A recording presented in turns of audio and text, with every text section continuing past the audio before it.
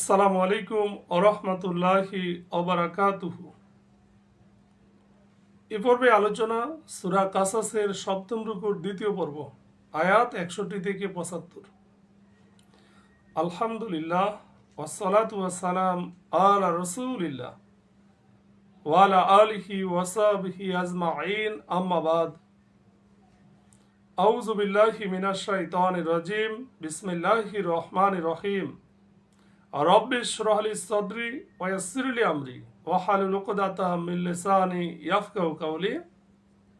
আয়াত 61 এরশাদ হচ্ছে, আফামান ওয়া'আদনাহু ওয়া'দান হাসানা।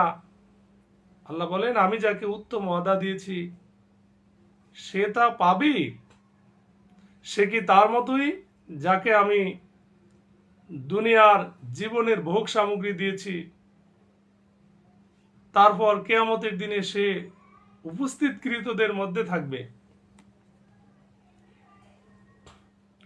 তো এখানে যে কিয়ামতের দিন সবাই হাজির হবে, তবে যাকে আল্লাহ তাআলা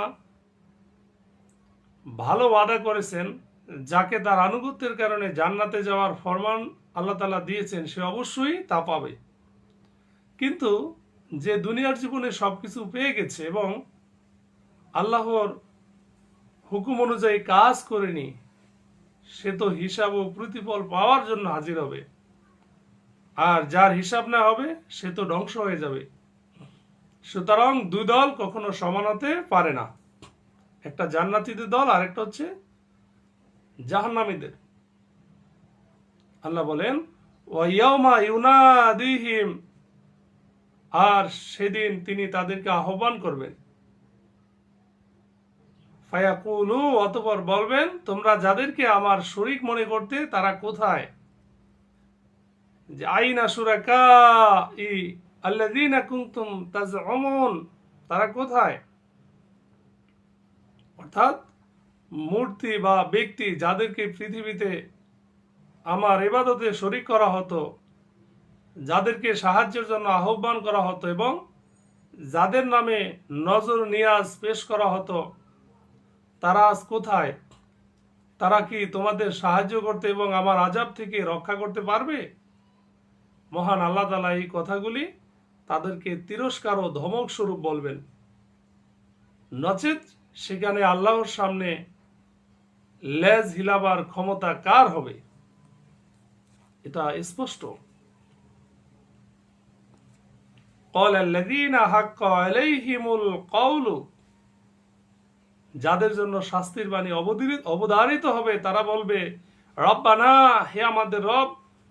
ওরা তো তারা যাদেরকে আমরা বিভ্রান্ত করেছিলাম, তাদেরকে আমরা বিভ্রান্ত করেছিলাম, যেমন আমরা বিভ্রান্ত হয়েছিলাম।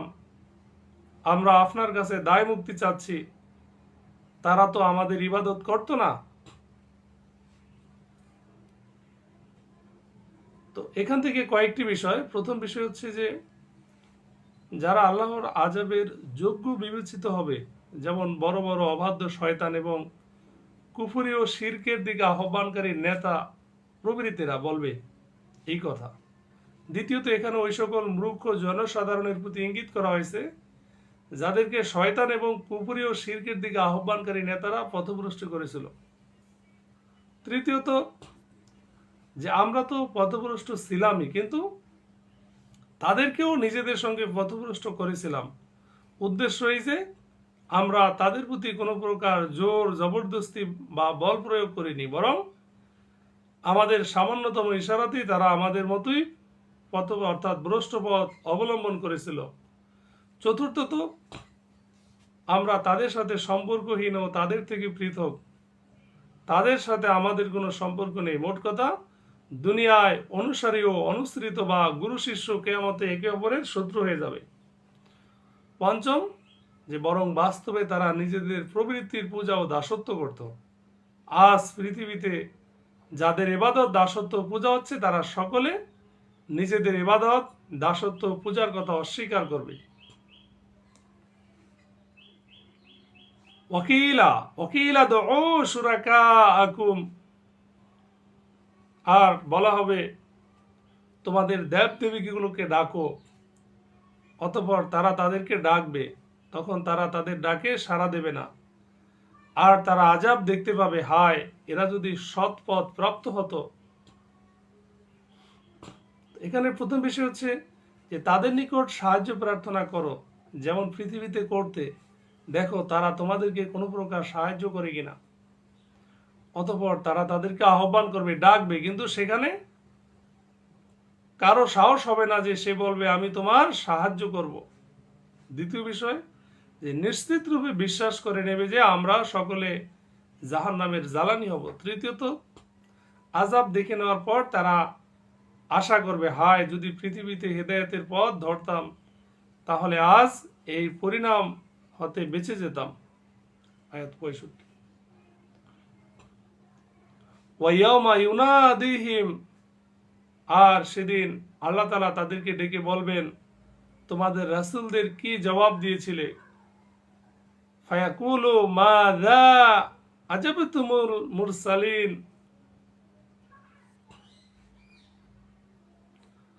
অর্থাৎ আমি তোমাদের নিকট রাসূল পাঠিয়েছিলাম, তোমরা তাদের সাথে কিরূপ আচরণ প্রদর্শন করেছো? তোমরা তাদের আহ্বানে সাড়া দিয়েছিলে কিনা? যেমন প্রশ্ন করা হবে, মান রব্বুকা, মান দিনুকা, মান নবিউকা, এরভাবে প্রশ্ন করা হবে। অতঃপর সেদিন সকল সংবাদ তাদের কাছ থেকে গোপন হয়ে যাবে, তখন তারা পরস্পরকে জিজ্ঞাসা করতে পারবে না। ইয়াউমাইযিন ফাহুম লা ইয়াতাসাআলুন, কেননা তাদের দৃঢ় বিশ্বাস হয়ে যাবে যে তারা সকলে জাহান্নামে প্রবেশ করবে। ফাম্মা মান তাবা ওয়া আমানা ওয়া আমিলা সালিহান, তবে ব্যতিক্রম, যে তওবা করেছিল, ঈমান এনেছিল এবং সৎকর্ম করেছিল, আশা করা যায় সে সাফল্য অর্জনকারীদের অন্তর্ভুক্ত হবে। অরব্বুকা ইয়াখলুকু মা ইয়াশাউ ওয়া ইয়াখতার, আর তোমার রব যা ইচ্ছা সৃষ্টি করেন এবং মনোনীত করেন, তাদের কোনো এখতিয়ার নাই। আল্লাহ তাআলা পবিত্র, মহান, এবং তারা যা শরীক করে তিনি তা থেকে ঊর্ধ্বে। তার মানে হচ্ছে সমস্ত এখতিয়ার আল্লাহ তাআলার হাতে, তার এখতিয়ারের প্রতিকূলে কারো কোনো এখতিয়ার নেই। সকল এখতিয়ারের মালিক হওয়া তো বহু দূরের কথা। আয়াত 69। অরব্বুকা ইয়ালামু, আর আপনার রব জানেন তাদের অন্তর যা গোপন করে আর তারা যা প্রকাশ করে। অহুয়া আল্লাহু লা ইলাহা ইল্লা হুয়া লাহুল হামদু, আর তিনি আল্লাহ, তিনি ছাড়া সত্য কোনো ইলাহ নেই। দুনিয়া ও আখিরাতের সমস্ত প্রশংসা তারই, বিধান তারই, আর তার কাছেই তোমরা প্রত্যাবর্তিত হবে।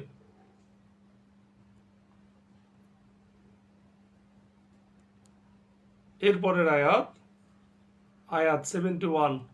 কুল আরাইতুম ইন জাআলাল্লাহু আলাইকুমুল লাইলা, আল্লাহ বলেন, হে রাসূল আপনি বলে দিন, তোমরা কি ভেবে দেখেছো যদি আল্লাহ তাআলা রাতকে তোমাদের উপর কিয়ামত পর্যন্ত স্থায়ী করে দেন, রাতই করে দেন, তবে তার পরিবর্তে কোনো ইলাহ আছে কি যে তোমাদের আলো এনে দেবে? তবুও কি তোমরা শুনবে না? আল্লাহ আবার প্রশ্ন করলেন, কুল আরাইতুম ইন জাআলাল্লাহু আলাইকুমুন নাহারা, যে হে রাসূল আপনি তাদেরকে বলে দিন, তোমরা ভেবে দেখেছো কি যদি আল্লাহ তাআলা দিনকে তোমাদের উপর কিয়ামত পর্যন্ত স্থায়ী করে দেন, তবে তার পরিবর্তে কোনো ইলাহ আছে কি যে তোমাদের রাত এনে দেবে যাতে তোমরা বিশ্রাম করবে? তবুও কি তোমরা দেখবে না, ভেবে দেখবে না?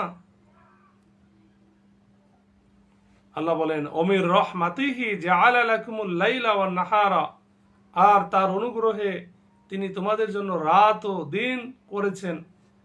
কেন? যাতে তোমরা বিশ্রাম নিতে পারো এবং তার অনুগ্রহ সন্ধান করতে পারো, এবং যেন তোমরা আল্লাহর শুকরিয়া আদায় করতে পারো।